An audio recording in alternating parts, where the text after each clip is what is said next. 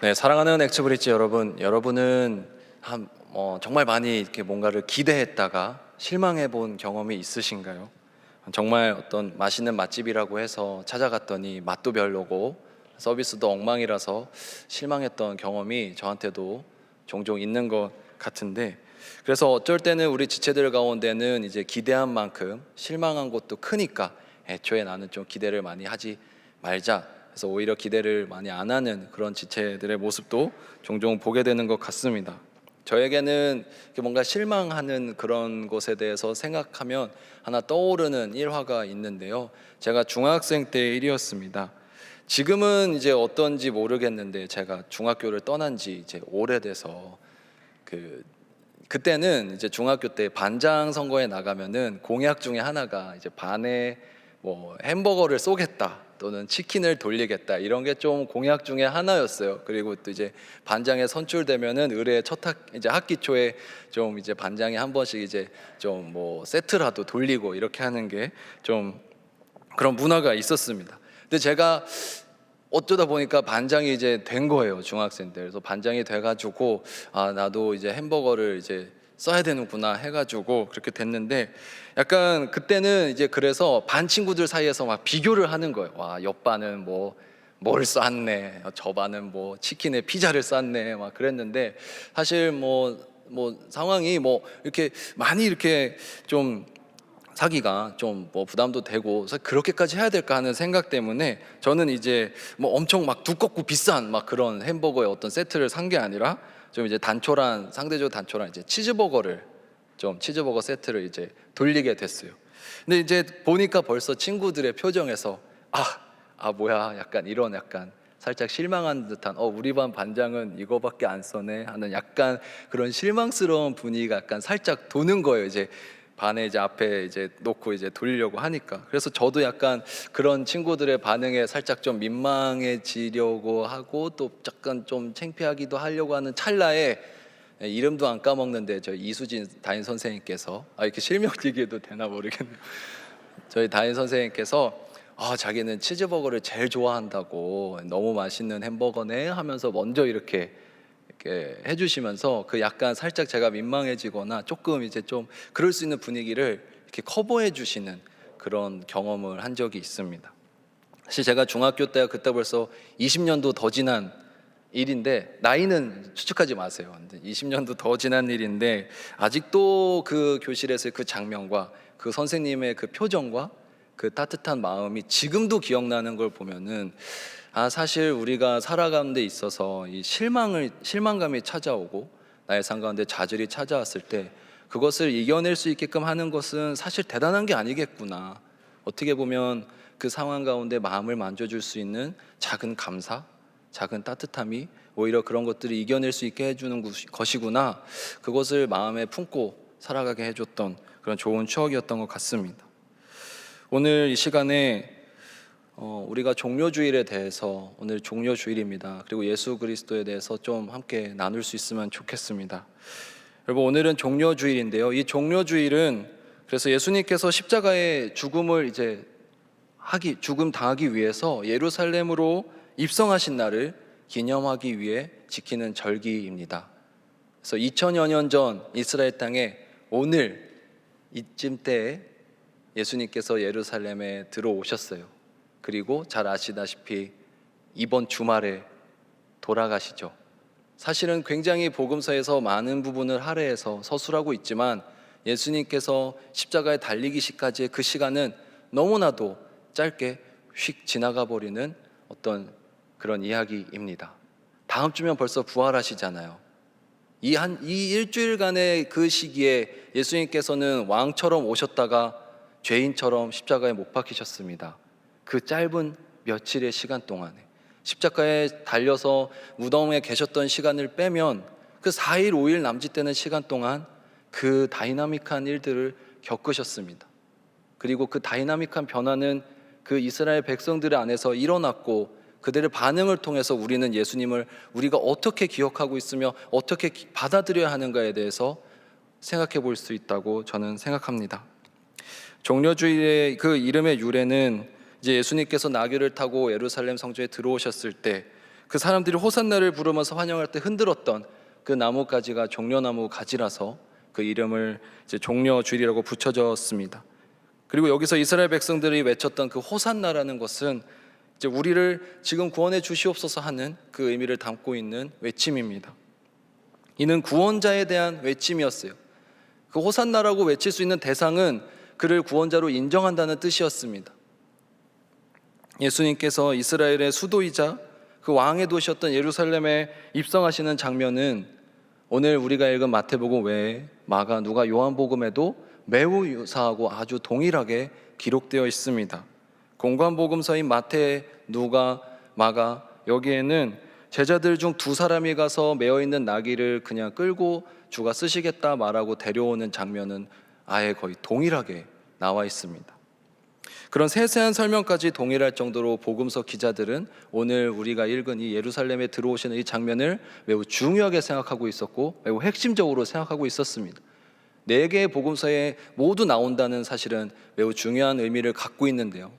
앞에 부분은 조금씩 다르고 이 복음서에는 있지만 이 복음서에 없는 내용들이 있습니다. 그렇지만 후반부에 가서 예수님께서 예루살렘에 입성을 하시고 십자가에 못 박히시고 부활하시는 그 사건에 대해서는 마태, 마가, 누가, 요한 누구도 예외 없이 아주 글씨도 틀리지 않게 똑같이 서술하고 있다는 점은 결국엔 4개의 복음서가 그리고 그 사도들이 강조하고자 했던 것이 이 십자가 사건에 있음을 너무나도 명확하게 잘 보여주고 있습니다. 그만큼 이 십자가 사건은 중요했고 또 예루살렘에 들어오신 이 사건도 중요했습니다. 이 1년의 일주일의 시간이 그들에겐 너무나도 중요했고 오늘날 우리에게도 매우 중요하기 때문에 복음서에 남아 있습니다.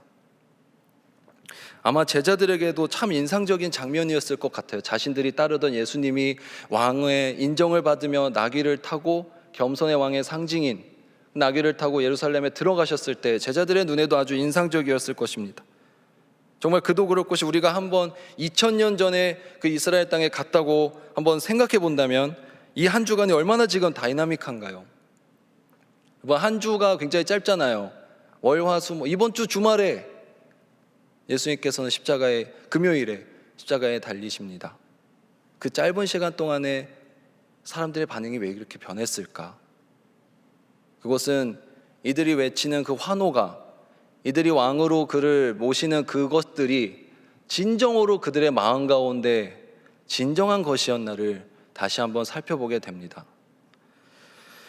예수님께서 십자가 죽음을 앞두고 어린 나귀를 타고 군중들의 환영을 받으면서 예루살렘에 입성하신 날부터 이제 일주일의 시간을 담고 있습니다. 마태복음 21장부터 28장 부활하실 때까지. 사실 마태복음은 28장이 있는데 3년의 공생의 시간이라는 긴 시간 중에 단 일주일에 대해서 4분의 1의 분량을 할애해서 서술하고 있다는 것은 사실 마태복음의 관점이 어디에 집중하고 있는지를 보여주는 것이고 사실 그것은 다른 마가, 누가, 요한복음에도 동일하게 적용할 수가 있습니다. 그래서 이 단 일주일간의 기록이 복음서에서 엄청난 부분을 차지하고 있습니다. 그리고 그런 부분을 우리가 엿볼 수 있는 것이 요한은 자신의 복음서의 결론을 다음과 같이 말하고 있습니다.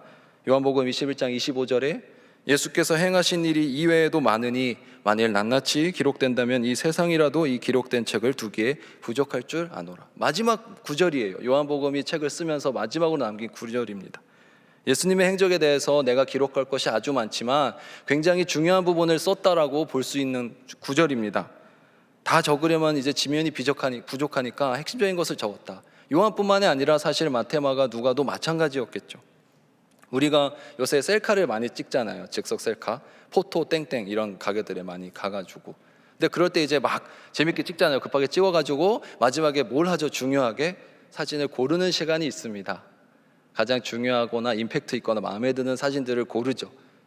복음서의 기자들도 자신들이 가장 중요하다고 생각하는 부분들을 최대한 잘 전달하기 위해서 그것을 남겼을 것이고 다른 필요 없는 부분들보다는 더 상대적으로 중요한 부분들을 기록하기 위해 애썼을 것입니다. 이 비슷한 경험을 저는 결혼할 때 이제 좀 했는데 결혼식을 앞두고 이제 준비할 것들이 많잖아요. 그 중에 가장 큰 이벤트 중에 하나가 뭘까요? 네, 그 웨딩 촬영이 있습니다. 웨딩 촬영을 하게 되면 하루 종일 이제 찍거든요. 저희는 조금 그날을 특별하게 기념하고 싶어서 야간 촬영까지 했어요. 밤에 막 폭죽 막 이러면서 이제 밤까지 이제 촬영하고 나니까 아주 진이 빠져가지고 이제 이제 드디어 끝났구나. 저는 그렇게 찍기만 하면은 끝난 줄 알았어요. 웨딩 촬영은 찍으면 끝이구나. 근데 이제 아내가 옆에서 조용히 이제 가장 중요한 핵심적인 말을 했죠. 이제 사진 셀렉이 남았어. 고르는데 몇 주가 걸리더라고요. 정말 그만큼 뭔가를 찍는 것뿐만이 아니라 그것을 이제 내가 가장 최적의 몇 장을 남길 것인지 고르는 것이 정말 중요한 과정인데, 복음서 기자들에게도 예수님의 행적에 대해서 기록할 때 가장 핵심적으로 전달하고자 하는 바들이 있었을 것이고 그 부분이 매우 강조되어 있다는 것을 우리는 보게 됩니다. 이 매우 긴박하게 진행된 일주일간의 예수님의 행적들입니다. 예수님의 이야기인데 그 가운데서 우리의 시선에 들어오는 것은 이 예루살렘에 들어오신 예수 그리스도를 바라보는 사람들의 관점이었어요. 오늘 사람들의 관점이 어떠한가요? 오늘 우리가 함께 읽은 본문의 말씀 8절과 9절에는 무리가 나옵니다. 이 무리들이 나옵니다. 이 무리는 예수님과 함께 길을 걸었던 사람들을 나타냅니다. 예수님과 함께 따라서 예수님과 함께 이동했던 그 사람들을 의미를 합니다. 이들은 예수님을 따르고 함께 했던 사람들이죠. 그래서 이들은 예루살렘에 당시에 거주하고 있던, 예루살렘에 머물고 있던, 또는 이 명절을 맞이해서 예루살렘으로 왔던 다른 사람들과는 구별되는 사람들입니다. 이것을 우리는 10절을 통해서 살펴볼 수 있습니다. 10절 말씀 함께 읽겠습니다. 예수께서 예루살렘에 들어가시니 온 성이 소동하여 이르되 이는 누구냐 하거늘. 말씀에 따르면 온 성이 소동했다고 합니다. 이는 당시 예루살렘에 있던 사람들이 이제 혼란스러워하면서 이제 이 사람의 정체를 궁금해하기 시작한 거예요. 무리들이 오면서 예수님을 막 경배하면서 호산나 외치면서 다윗의 자손이여 우리를 구원하소서 하니까 그 모습을 보면서 예루살렘에 있던 사람들, 또 예루살렘에 왔던 사람들도 그가 누구인지 궁금해합니다. 그래서 이제 무리들이, 예수님과 함께 오는 무리들이 이제 대답을 해줍니다. 11절 말씀에서 그들은 이제 갈릴리 나사렛에서 나온 선지자 예수라고 그들에게 대답을 해줍니다. 그래서 무리가 이게 구분이 없이 사용되는 것이 아니라 이 구절 안에서는 예수님과 함께 무리지어서 왔던 그 무리들과 그것을 보는, 그것을 이제 반응을 했던 예루살렘에 있었던 사람들과 이제 나눠지게 되는 것이죠. 근데 여기서 오늘 본문에서 예수님은 이제 예루살렘에 입성하시면서 그동안 자신을 따르던 그 제자들과 그 무리들에게 이제 그 사람들이 갖고 있었던 기대가 있었습니다. 예수님을 곁에서 따르던 제자들, 예수님을 따르던 그 수백 명의 무리들은 예수님에게 자신들이 각자 가지고 있었던 기대가 있었어요. 예수님께. 그래서 이제 예수님은 그들의 그 기대에 대해서 반응해 주십니다. 기대에 부응해 주십니다. 근데 어떤 부분은 기대에 맞게 부응해 주시지만 어떤 부분은 그들의 기대와는 전혀 다른 응답으로 대답해 주시는 것을 볼 수가 있습니다. 받아들여 주신 부분이 있습니다. 그것은 먼저 무리들이 이제 다윗의 자손이요 왕으로서 오신 예수 그리스도의 정체성에 대해서는 예수님이 인정을 해 주십니다. 그것은 받아들여 주십니다. 그리고 또 스가랴 9장 9절에 이미 예언되어 있는 대로 자신의 왕으로서의 지위도 인정을 해 주십니다. 스가랴 9장 9절에 보면 시온에 따라 크게 기뻐할지어다 예루살렘에 따라 즐거이 부를지어다 보라 내 왕이 내게 임하시나니 그는 공의로우시며 구원을 베푸시며 겸손하여서 나귀를 타시나니 나귀의 작은 것 곧 나귀 새끼니라 이렇게 하면서 이미 구약에서 예언되어 있던 말씀을 나귀를 직접 타시면서 그것을 이루시고 거기서 의미하는 것은 왕으로 오신 자신의 모습을 이제 인정하고 나타내시는 것입니다. 그러나 대중들의 자신을 따르는 그 사람들의 기대에 예수님은 전부 다 부응해 주신 것이 아닙니다. 가장 큰 차이가 있었는데 그것은 바로 예수님이 받았던 많은 기대 중에 하나는 예수님을 이 지상에서의 군주적 이미지로 그들은 기대했다는 것입니다. 메시아에 대한 기대, 그리고 승리의 왕에 대한 기대였습니다. 우리도 식민 지배 시기를 겪은 적이 있죠. 이스라엘 백성들은 자신들의 나라를 빼앗고 분봉왕이라는 허수아비를 세워서 자신들을 수탈하고 자유를 빼앗고 있는 로마 제국의 상황을 어떻게 바라봤을까요? 당연히 독립하고 싶지 않았을까요? 당연히 자신들의 자유를 찾고 싶지 않았을까요? 그들이 생각했던, 그들이 기다렸던 메시아는 자신들의 이런 어려운 상황, 군사적이고 정치적인 상황을 타개해주고 자신들에게 자유를 찾아주며 다시 한번 나라의 주권을 찾아줄 그런 정치적이고 군사적인 그런 세상적인 리더의 이미지, 세상적인 군주의 이미지를 기다렸던 것입니다. 그런데 예수님께서는 왕으로 오셨지만 그런 왕으로 오시지는 않으셨습니다. 그들에게는 그 예수님에게 군주적인 정치적인 리더로서의 모습을 기대했던 사람들에게는 전혀 관심도 없었을 것이고 중요하지도 않았던 그런 모습으로 오셨습니다. 그렇지만 예수님에게는 오히려 그것이 더 우리 삶의 중요한 부분이었고 본질적인 부분이며 꼭 이것이 해결돼야 하는 부분이었는데, 그것은 바로 영적인 차원의 우리의 삶의 구원의 문제를 해결해 줄 수 있는 그 왕으로, 하나님 나라의 왕으로 오신 것입니다. 이는 예수님께서 잡히신 후에 빌라도와 나누는 대화에 잘 나타나 있습니다. 우리 함께 읽겠습니다. 요한복음 18장 말씀입니다. 예수께서 대답하시되 내 나라는 이 세상에 속한 것이 아니니라. 만일 내 나라가 이 세상에 속한 것이었더라면 내 종들이 싸워 나로 유대인들에게 넘겨지지 않게 하였으리라. 이제 내 나라는 여기에 속한 것이 아니니라. 빌라도가 이르되 그러면 네가 왕이 아니냐?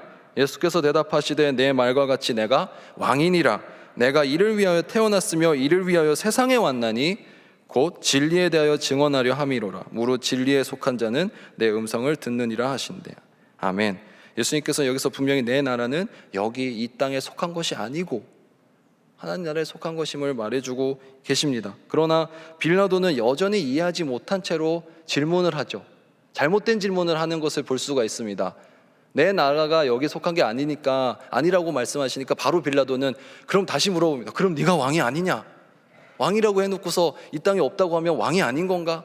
라는 차원으로 다시 되물어보죠. 이건 전혀 이해를 못한 질문이었습니다. 하나님 나라에 대한 우리의 질문은 어떠해야 할까요? 그것이 어디에 있느냐가 아니라 그곳이 어떤 곳이며 그리고 우리가 그곳에 어떻게 가야 합니까? 라고 물어봤어야 되는데 빌라도의 질문은 잘못되어 있었습니다. 왜냐하면 그 하나님 예수님께서 말씀하신 온전한 뜻을 이해하지 못하고 있었기 때문입니다. 그래서 오늘 우리가 읽은 이 마태복음 21장에 예수님께서 예루살렘으로 오시는 이 본문은 사실 하나의 핵심적인 의미를 우리에게, 하나의 핵심적인 질문을 우리에게 던져주고 있습니다. 그 질문은 바로 그렇다면 너는 나를 누구라 생각하느냐? 너는 나에게 어떠한 기대를 갖고 있느냐? 너는 나를 어떠한 왕으로 생각하고 있느냐라는 질문인 것입니다. 오늘 본문을 읽으면서 어떤 생각이 드셨나요? 어떤 질문이 떠오르셨나요? 나는 예수님을 왕으로 맞이하고 있는가? 그리고 그 왕은 어떠한 왕의 모습인가? 그런 질문이 혹시 드시지 않았나요? 사실 이 본문은 그 질문을 위해서 우리가 읽길 바라고 있는 본문입니다. 마태복음 기자는 이 질문을 예루살렘 주민들의 입을 통해서 물어봅니다. 우리가 올 때 예루살렘들이 이는 누구냐 물어보지만 사실 그것이 우리의 입술에서 나오는 질문이기를 원하고 있습니다. 그리고 우리가 그렇게 물어볼 때 다시 한번 대답해 주고 있습니다. 그 무리가 이렇게 대답해 주죠. 나사렛에서 난 선지자다. 이것은 단순히 그 지역을 말하는 것이 아니라 종말론적이고 구원론적인 그 메시아로서의 이미지를 말해주고 있는 것입니다.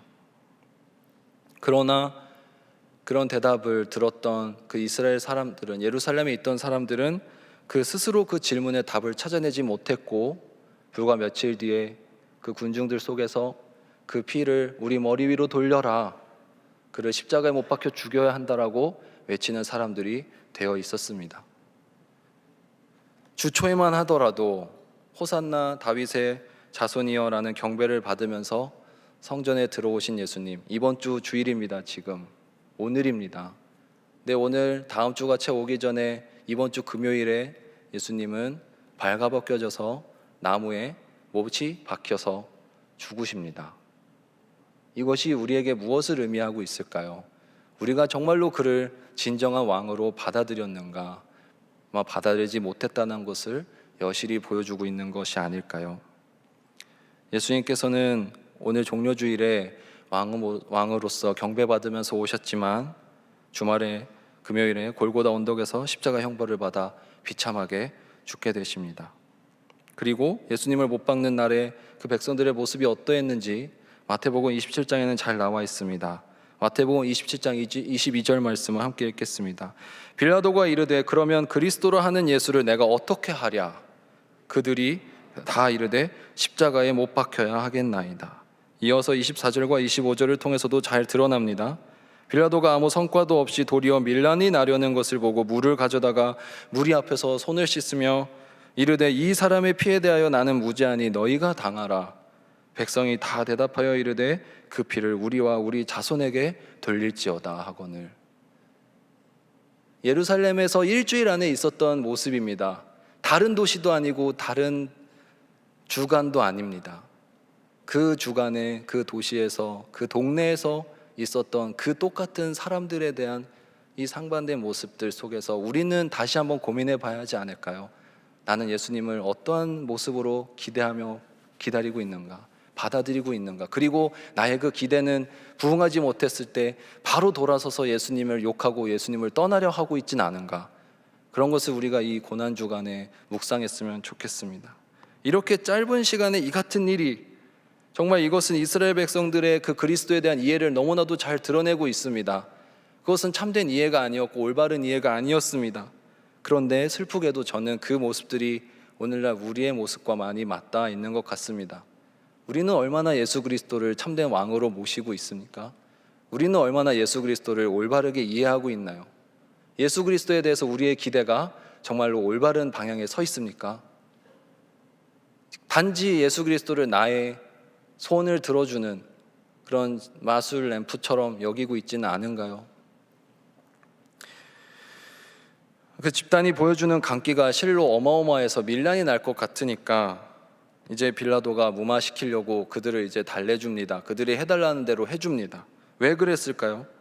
정치적인 군사적인 지도자로서의 모습을 기대했던 이스라엘 백성들에겐 너무 배신감이 컸던 거예요. 실망스럽기도 하고 창피하죠. 우리가 나름 기대했는데 저런 모습이라니, 이야기를 하는 걸 들어보니까 전혀 우리들이 기대한 것이 아니구나 하고 하면 오히려 그런 기대는 한순간에 분노로 바뀌게 되고 폭력적인 모습으로 나타나게 됩니다. 그가 말하는 가치들이 귀에 들어오지 않았습니다. 그가 말하는 하나님 나라가 궁금해지지도 않았습니다. 그리고 그를 죽여야만 했습니다. 이젠 창피하니까요. 이제는 속상하니까요. 이제는 배신감이 느껴지니까요. 저 사람을 죽이지 않고는 못 버티겠다. 저 사람을 빨리 십자가에 못 박아야겠다. 예수님을 허무맹랑한 이야기를 하는 몽상가나 그런 이상주의자, 평화주의자 또는 세태를 모르는 비폭력주의자, 그런 것으로 좀 생각하면서 예수님을 답답하게 생각하고 죽이려 했습니다. 사랑하는 엑츠 브릿지 여러분, 예수님께서 후에 잡히시는 과정을 보면은 이제 칼과 몽둥이를 들고 오는 그 사람들에게 잡히실 때 곁에 제자들마저 모두 떠나는 것을 보게 됩니다. 한 사람도 남지 않고 다 떠납니다. 무리는 이미 없고 제자들도 이미 없습니다. 그 많던 무리들 그리고 그 따르던 제자들은 다 어디 가고 주님만 외롭게 남아서 그런 십자가 고난을 당하셨을까요? 예수님을 따르던 제자들과 무리 가운데는 길게는 그래도 3년이나 예수님을 따랐을 것입니다. 이제 막 몇 주 전에 주님을 따르게 되어서 예수님을 따르게 된 사람도 있었을 것이고, 처음에 갈릴리에서 시작할 때부터 예수님을 따랐던 사람들도 있었을 것입니다.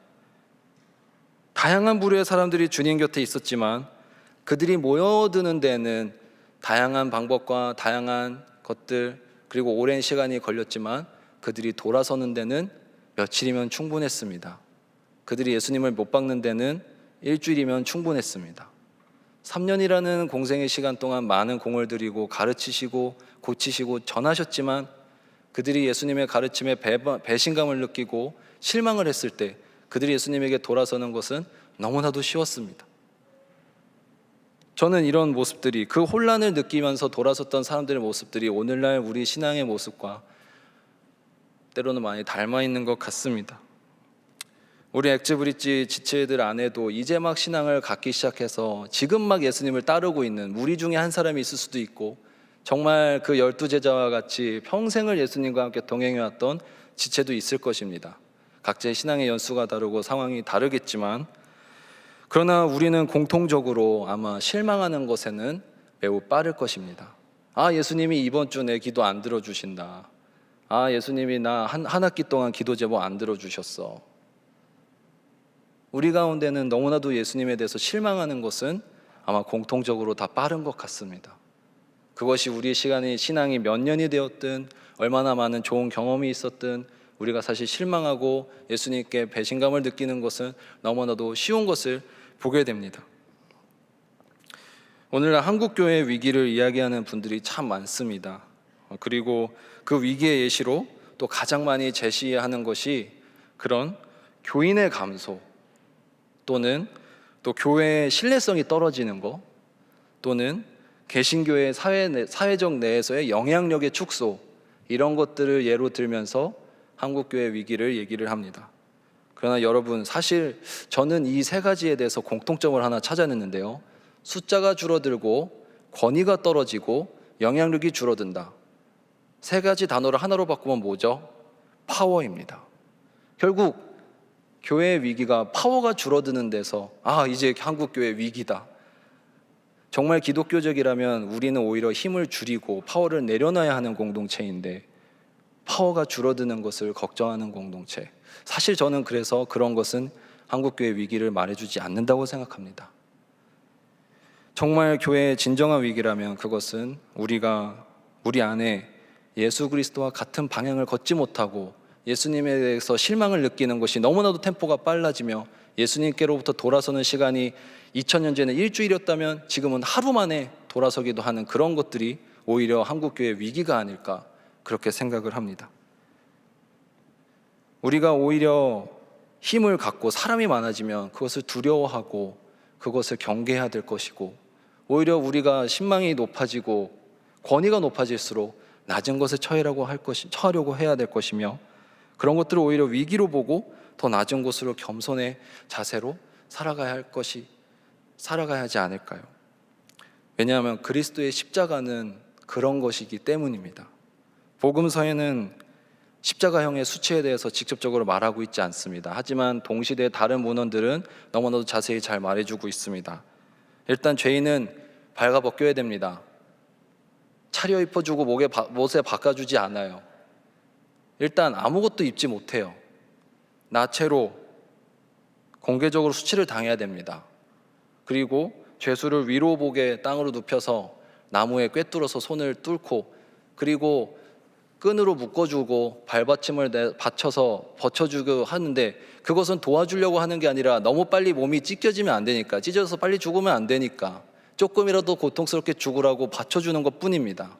그런 형벌, 너무나도 치욕스럽고 잔인한 형벌, 그 형벌을 당하신 예수님께서 왜 그런 형벌을 당하셨을까요? 그것은 우리를 너무나도 사랑하셨고 우리 죄를 대신하기 위해서 그 십자가 형벌을 당하신 것입니다. 그가 모든 고통을 무릅쓰고 당하신 이유는 그래서 단 하나, 우리를 사랑하시기 때문입니다. 사랑하는 엑스브릿지 여러분, 주님께 혹시 실망한 적이 참 많으신가요? 주님께 실망한 적이 있으신가요?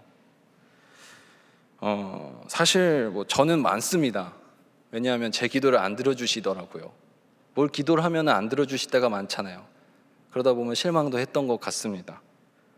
그런데 이거 들어주세요, 이거 되게 해주세요 라는 그런 식의 많은 기도를 하고, 또 지금도 사실 돌아보면 그런 기도를 하게 되는 것 같습니다. 가고 싶은 학교나 회사가 있을 때마다, 또는 사귀고 싶은 사람이 있거나 만나보고 싶은 사람이 있을 때마다, 또는 몸이 아픈 곳이 생겨서 빨리 나았으면 하는 곳이 생길 때마다, 하다못해 내일 소풍 가야 되는데 날씨가 좋기를 바랄 때마다 뭘 해달라고 많이 기도를 하죠, 우리는. 그런데 그런 기도들을 했을 때 돌이켜보니까 많은 경우에, 거의 대부분의 경우에 그것은 기도가 아닌 그냥 바램이었던 것 같습니다. 우리의 기도가 정말 주님과 교제를 나누기 위한 대화인가요? 아니면 그냥 나의 바램을 쏟아내는 시간인지 우리가 돌아봤으면 좋겠습니다. 그런 많은 기도들을 돌이켜보니까 그것은 저의 기도가 아니라, 주님과의 대화가 아니라 그냥 저의 소원들이었습니다. 그냥 저의 욕구들이었습니다. 그래서 여기서 우리가 함께 기억했으면 하는 것이 있는데요, 그것은 바로 예수님께서도 기도하셨다는 것입니다. 예수님께서도 기도하셨어요. 우리 예수 그리스도의 기도에 대한 묵상을 담은 책 마크 존스의 예수의 기도에는 다음과 같이 말하고 있습니다. 예수께서는 본질적으로 아버지께서 일하시는 방식에 제가 진심으로 동의합니다라고 기도하시면서 하나님의 방식을 긍정하고 의문을 품지 않는다. 우리는 하나님의 주권적인 뜻을 그저 수동적으로 따르기만 할 수는 없고 예수처럼 그 뜻의 성취를 적극적으로 기도하는 자세로 기뻐해야 한다 라고 말하고 있습니다. 우리의 기도가 나의 이야기, 나의 욕구를 채우는 그런 나의 기도, 제 기도가 아니라 주님의 기도, 주 기도가 될 수 있기를 소망하고 모든 지체들에게 축복합니다. 여러분, 벌써 저도 여러분과 작년 연말부터 이제 3월 말까지 벌써 한 계절을 같이 했네요. 이제 봄이 됐습니다. 처음에 엑스브릿지를 맡게 됐을 때 정말 한편으로는 매우 감사하고 또 영광스러운 또 직분을 맡겨주셔서 감격스럽고 고마운 마음이 컸는데요. 동시에 그런 마음이 있을수록 한편에는 책임감과 부담감이 많이 커졌던 것 같습니다. 그래서 늘 엑스브릿지를 위해서 더 많이 기도하게 되었고 많은 사역들을 놓고 기도했던 것 같습니다. 겨울 수련회도 있었고요. 또 우리 새내기들도 올라왔고 또 매주 오는 새가족분들도 많이 오고 있고 그 외에도 앞으로도 있을 농선봉과 기타 많은 사역들이 있습니다. 정말 기도가 많이 필요하겠더라고요. 그래서 기도를 많이 하고 있는데 제가 그 가운데서 왜 그렇게 책임감과 부담감이 들었나 돌이켜보면 어떻게 보면 너무 의욕이 또 생겨나고 앞섰던 것 같습니다. 왜냐하면 제 인생에 있어서 저에게는 가장 행복했던 시간을 꼽으라고 하면 대학부 시절이거든요. 그리고 대학생 때 저도 여러분처럼 여러분 자리에 앉아서 예배를 드리다가 신학생도 아니었는데 다른 전공을 하던 사람이 사실 어떻게 보면 많은 부분을 내려놓고 다시 주님께로 나아올 수 있었던 시간은 그 이유는 대학부에서의 시간이 저한테 너무나도 소중했기 때문에 그래서 그런 시간들이 여러분들한테도 있었으면 하는 마음 때문에 오히려 제 마음이 많이 앞서고 있을 때가 있는 것 같습니다. 왜냐하면 그렇게 좋은 시간을 만들어 드리고 싶고 함께 교역자분들하고 그런 좋은 공동체를 만들고 싶기 때문입니다. 그러다 보니까 이제 막 기도하게 되는 것 같아요. 대학부들 놓고 기도할 때 하나님 이거는요 이렇게 해주시고요, 저거는 저렇게 해주시고요, 제발요 이번에 이거 좀 이렇게 되게 해주세요 라고 많이 기도를 하게 되는 것 같습니다. 그렇게 이제 기도를 할 때 사실은 우리가 사역이나 모든 일들이 나의 바람대로 나의 기도 제목 그대로 이루어지는 경우는 사실 많지 않잖아요. 그러다 보니까 저도 그럴 때는 마음에 좀 실망감도 찾아오기도 하고 이것을 또 왜 이렇게 하셨을까 하는 의문이 들기도 했던 것 같습니다. 이런 나의 계획과 바람이 많아지다 보면 오히려 그런 이제 하나님이 나의 기도를 들어주시지 않는다라는 생각이 또 느낌이 들 때가 있는 것 같습니다.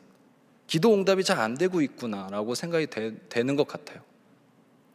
그런데 제가 어느 날이었는데 그날도 엑스브릿지를 위해서 기도하고 있는데 딱 이 한 문장의 응답을 좀 강력히 주시더라고요. 그것은 요한아, 내가 엑스브릿지를 사랑한다 였습니다.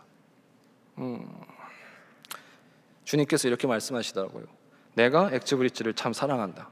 너가 엑스브릿지를 사랑하는 것보다 내가 더 사랑해. 그러니까 너는 그저 순종하고 기도해라 라는 마음을 주시는 것 같았습니다. 그래서 이 마음을 주시는 순간에 저에게는 이제 하나님께서 또 우리 엑스브릿지에게 또 그 엑스브릿지 안에서 행하시는 그 무엇도 주님의 응답이다 라는 그런 확신이 생기더라고요. 근데 그런 어떤 기도 응답이 모든 것이 기도 응답이라는 확신은 결국에는 그런 하나님의 사랑이 느껴질 때 하나님께서 정말 나를 사랑하시는구나 하는 그것이 믿어질 때 하나님께서 우리 삶에 이루어 주시는 모든 것들이 기도 응답이구나 하는 고백이 나올 수 있는 것 같습니다. 그래서 설령 그것이 실수일지라도 때로는 그것이 좀 부족해 보일지라도 어려움이 있을지라도 그렇지만 그 모든 것조차도 하나님께서 나를 사랑하시는 그 계획 안에서 이루어지는 일이구나. 그래서 그것을 버틸 수 있고 그 안에서도 기대를 하고 기뻐할 수 있는 것 같습니다. 사랑하는 여러분 혹시 오직 혹시 아직도 왕으로 오신 예수님을 완전히 내 삶의 왕으로, 진정한 왕으로 맞이해드리지 못하신 분이 계신가요? 오늘 제목처럼 예수님께서 아직 우리 예배당에 들어오시지 못하고 아직도 저 문 밖에서 예배를 드리고 계시게 만들고 계시진 않은가요? 우리 엑츠브릿지의 모든 지체들 각 한 사람 한 사람이 왕으로 오신 예수 그리스도를 내 삶의 진정한 왕으로 모실 수 있었으면 좋겠습니다. 그리고 그 왕으로 오신 예수님의 방향성은 내가 생각하고 있는 나의 생각들과 다를 때가 너무나도 많지만, 그렇지만 그럼에도 불구하고 그 하나님의 뜻을 따르며 살아갈 수 있는 원동력은 단 한 가지, 그분이 나를 사랑하신다는 것을 믿고 받아들이는 것, 그리고 그분이 우리 공동체를 사랑하고 축복하길 원하신다는 것을 받아들이는 것임을 우리가 기억하기를 소망합니다. 그래서 이스라엘 백성들처럼 이 문을 잠깐 열었다가 이분이 아닌 것 같네 하고 문 다시 닫아버리고 계속 저기 서 있으라고, 그렇게 하는 것이 아니라 우리가 예수님을 진정으로 문을 열어드리고 맞이해드릴 수 있으면 좋겠습니다. 영적으로 문을 열어드린다는 것은 저는 그래서 주님의 사랑을 받아들인다는 것으로 바꿔서 말할 수 있다고 생각합니다. 우리 주님의 사랑을, 나를 향한 주님의 사랑을 다시 바라봤으면 좋겠습니다. 그리고 이 교회에서 유일하게 허용되고 있는 상징이 뭐죠? 이 십자가입니다. 다른 것은 어떤 것도 형태를 만들어서 두지 않지만 우리가 십자가만은 걸어두고 십자가를 묵상할 수 있도록 하는 이유는 예수님께서 우리를 위해 십자가에 못 박히셨다는 것이 가장 큰 사랑의 증거이기 때문입니다. 이 십자가를 항상 묵상하십시오. 이 십자가를 늘 바라보실 수 있으면 좋겠습니다. 그리고 이 십자가를 바라보고 예수 그리스도의 사랑을, 그 사랑이 나를 향한 사랑임을 믿을 때 진정으로 왕으로 오신 예수님의 왕관을, 보이지 않던 왕관이 여러분의 눈에 보일 것임을 저는 확신합니다. 이번 한 주간 예수 그리스도의 십자가 사랑을 묵상하며 그분의 고난에 동참함으로 왕으로 오신 나의 왕, 나의 주 예수 그리스도의 왕관을, 빛나는 왕관을 다시 발견하실 수 있는 한 주간이 되기를 간절히 축복합니다. 기도하시겠습니다. 사랑의 하나님 아버지, 우리 가운데 이 땅에 우리의 죄를 위하여 오신 예수 그리스도의 사랑을 묵상합니다. 주님께서 우리를 대신하여 십자가에 못 박히신 그 사랑을 기억하기를 소망합니다.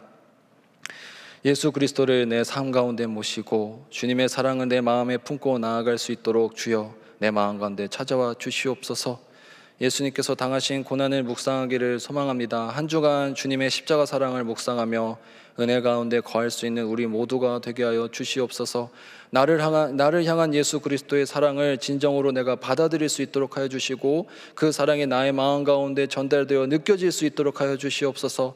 혹시라도 이 자리에 아직 예수 그리스도의 사랑이 느껴지지 않아서 미지근한 상태로 또는 차가운 마음으로 앉아있는 지체가 있다면 주님께서 다시 한번 찾아와 따뜻하게 만져주시고 그 마음 가운데 예수 그리스도의 사랑이 다시금 느껴질 수 있도록 하여 주시옵소서. 모든 것 주님께 맡겨드리며 예수 그리스도 이름으로 기도드립니다. 아멘.